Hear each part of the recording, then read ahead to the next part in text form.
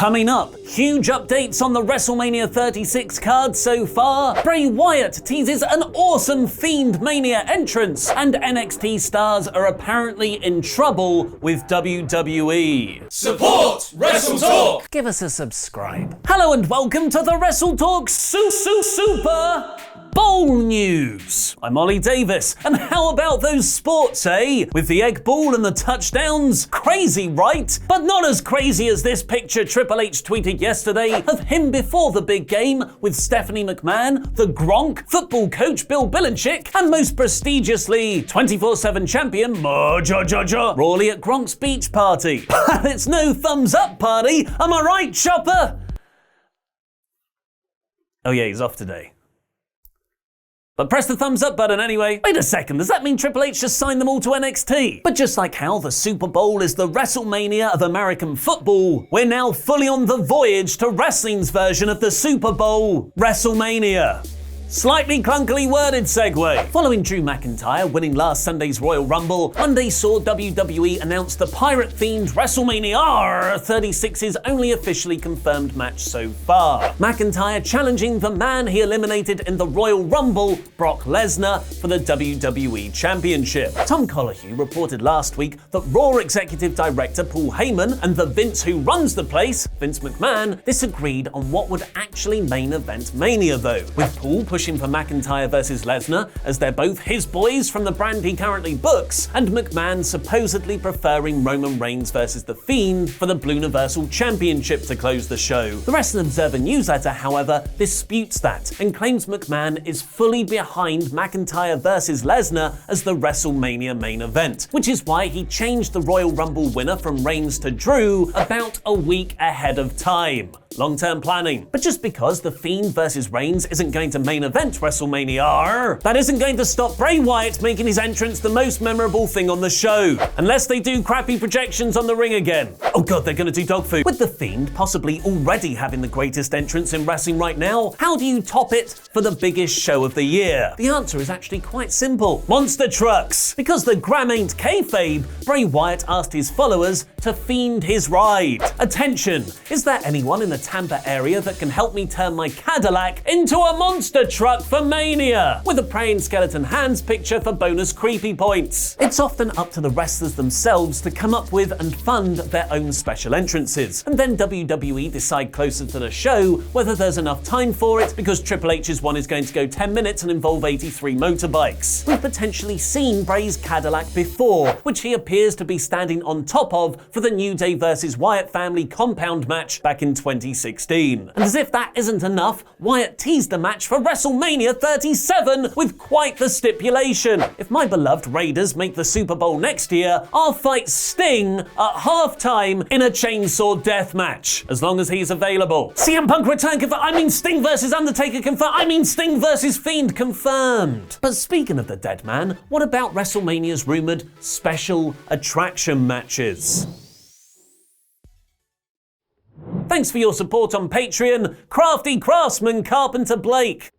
The other currently booked matches for WrestleMania are, alongside the McIntyre vs Lesnar main event and Reigns vs Fiend, are Becky Lynch vs Shayna Baszler for the Raw Women's title, implying Baszler will make a full move to the main roster imminently, the returning Edge vs Randy Orton, which was set up on last Monday's Raw, and Women's Royal Rumble winner Charlotte going to NXT to challenge NXT champion Adam Cole. Rhea Ripley. Damn, that title renaming is confusing, but a throwaway line from Friday's episode of SmackDown might mean that could change. When promoting his After the Bell podcast episode with Ronda Rousey from last Wednesday, Corey Graves said on SmackDown in a pre-prepared scripted plug, "If I was a betting man, I'd say we see Ronda back in WWE sooner rather than later." As we know from Lesnar versus Stone Cold and Seth Rollins versus CM Punk, Vince McMahon hates teasing or alluding to matches that might not happen. While the Wrestling Observer have been told Rousey will not be wrestling this year at Mania, they do point out WWE have wanted to do Flair versus Rousey from the start, but ended up having to include Becky Lynch when she got over so big. While Rousey hasn't done anything WWE since WrestleMania 35, she's under contract with the company until 2020. 2021, and it's speculated Charlotte could use her Royal Rumble opportunity to book their match. The Observer goes on to reveal Undertaker is not booked on the card, but the sides are in discussions regarding his participation. Hulk Hogan isn't currently reported for anything at WrestleMania, but he is planned for a role at Super Showdown on February 27th, because when in Saudi,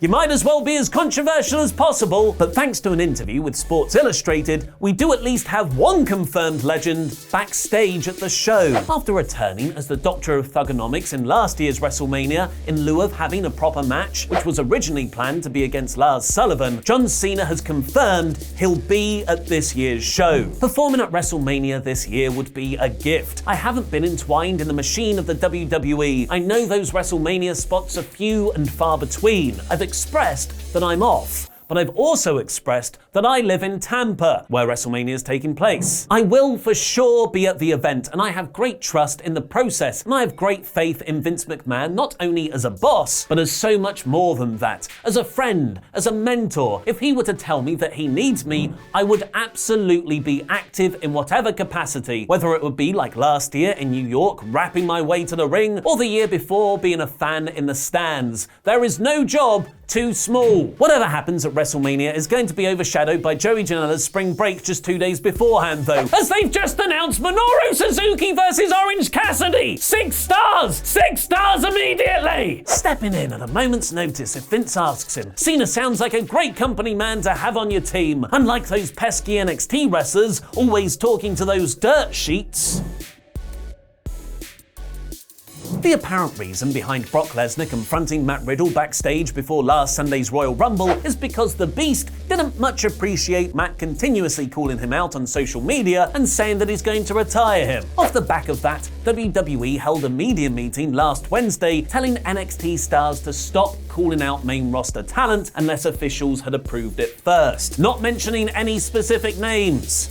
Bro. News of that meeting leaked immediately to wrestling news sites, so WWE held a second meeting the day after telling NXT wrestlers to stop leaking information, which NXT wrestlers also then leaked. Fightful Select is reporting that the day after the social media call-out meeting was written about online, talent were told to stop talking to dirt sheets so the company can avoid leaks. But rather than take that advice on board, it actually made several NXT wrestlers more annoyed with the company and more defiant, with one of Fightful's sources saying, "They reminded me that I'm a contractor, then tried to tell me who I couldn't talk to. So here I am." Apparently, before talking about the leaks, WWE management reminded the wrestlers they need to prove they have their own health coverage, as because they're independent contractors, not employees, a very controversial subject, this isn't supplied by WWE, which the disgruntled NXT wrestlers appear to have found hypocritical. What do you think about the WrestleMania 36 match card so far? Let me know in the comments, because I'll be replying from out of nowhere. And if you're still watching at this point and you're presumably enjoying yourself, it would really help us out if you just gave this video a thumbs up for a thumbs up party. Chopper's not in today because he works Saturday, so Laurie, get in here for a thumbs up party. Dance, Laurie. I'm not dancing. Dance, Laurie. No. Well, yeah, still press the thumbs up button. That's the best you're getting. I miss Chopper. Just one last thing before I get out of here. Spoiler warning! No, not actually a spoiler warning, but the subject of spoiler warnings. Last Sunday's Royal Rumble was one of the best Rumble pay-per-views WWE have ever put on. But unfortunately, a portion of our amazing viewers couldn't watch it live, and our YouTube video titles and thumbnails spoiled Drew McIntyre's win and Edge's WWE return, and I feel, bloody terrible about that. At the end of the day, though, we are a wrestling news outlet, which means we report on wrestling news. You don't get normal sports news websites not reporting match results just because some people might not have been able to watch them live. But that doesn't stop us feeling bad that fans had the Rumble spoiled for them by us. We've never really had a formal run-through of what our spoiler policy is, so let's get this sorted right now. If the story is something that hasn't happened yet, like Dave Meltzer reporting Otis is going to beat the Fiend and become the Blue Universal Champion, That's a spoiler. It's spoiling a storyline or result for the future. We'll still cover that story, but we'll make it as vague as possible in the title and thumbnail to avoid ruining it for you all. However, if it's something that has just happened on TV or a pay-per-view and WWE's own website and social media are posting pictures and tweets about it, we do not consider that a spoiler. It's the actual news.